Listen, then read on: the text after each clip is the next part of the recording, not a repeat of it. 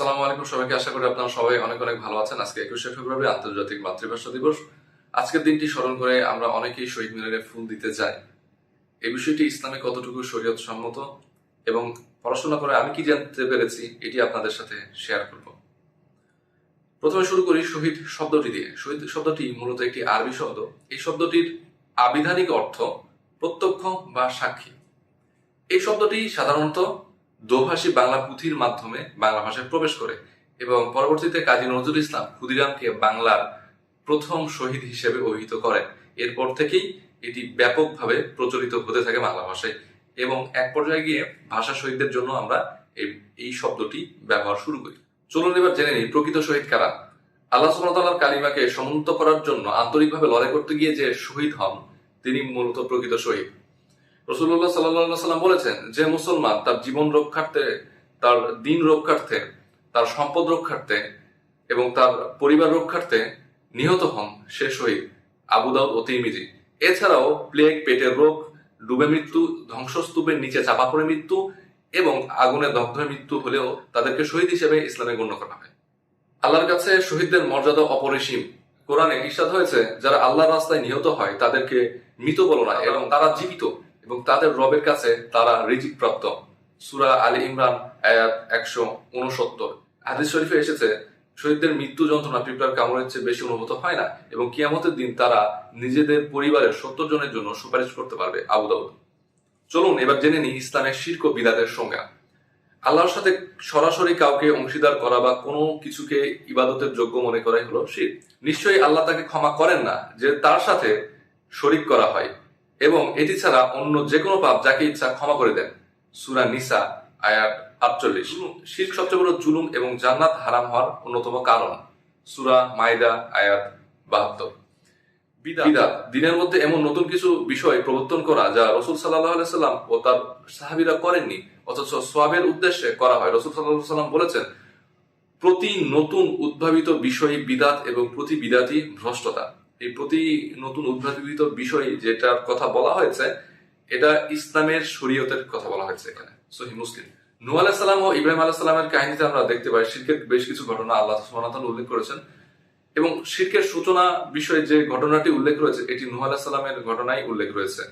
পৃথিবীতে সর্বপ্রথম শিরকের সূচনা হয় নূহ আলাইহিস সালামের সম্প্রদায়ের মাধ্যমে করে। ইবনে আব্বাস রাদিয়াল্লাহু তাআলা আনহু বর্ণনা করেন, নূহ আলাইহিস সালামের সম্প্রদায় 5 জন নেককার ব্যক্তি ছিলেন, ওয়াদ, সুয়াস, ইয়াগুস, ইয়াকুব ও নাসর।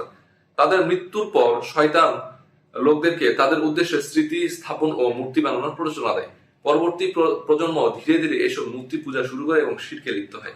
এই ঘটনা থেকে যে কোনো স্মৃতিকে ঘিরে বা বাড়াবাড়ি করলে তা শিরকের দিকে ধাবিত করতে পারে।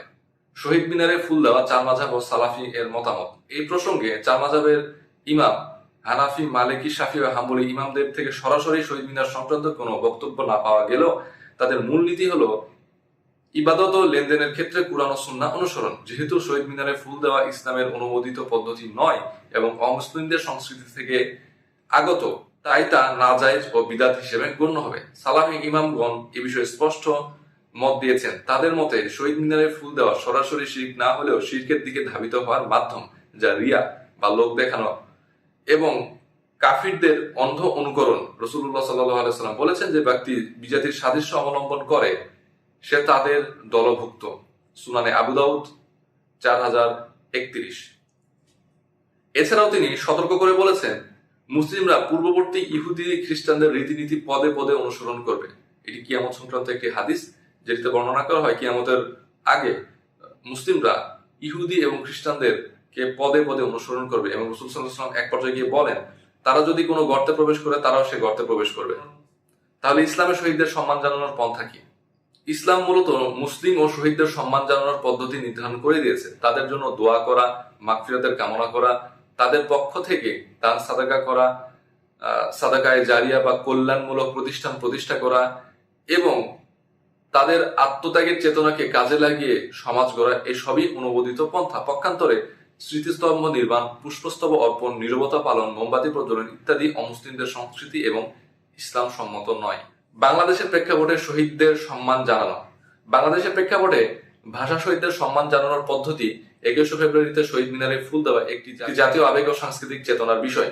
এটি একটি দেশপ্রেমিক কাজ যা ভাষা আন্দোলনের সংস্কৃতি রক্ষার আন্দোলনের স্মারক। ইসলামী দৃষ্টিকোণ থেকে এই কাজটি বিশ্লেষণ করলে দেখা যায় এর পেছনে যদি এই বিশ্বাস কাজ করে যে ফুল দিলে শহীদদের আত্মা শান্তি পাবে বা তারা উপকৃত হবেন, তবে তা শিরক হিসেবে গণ্য হবে। আর যদি এটি শুধুই জাতীয় ঐক্য ও সংস্কৃতির ধারণের অংশ হিসেবে করা হয়, তবে এটি সরাসরি শিরক না হলেও এটি বিদআত, অমুসলিমদের অনুসরণ ও অমুসলিমদের অনুকরণের কারণে নিষিদ্ধ বা হারাম। এখন কনফিউশনের বিষয়, আমরা ধর্মীয় বিশ্বাস বনাম জাতীয় চেতনা, আপনার কাছে যেটা প্রাধান্য পাবে আপনি সেটাকে গ্রহণ করবেন।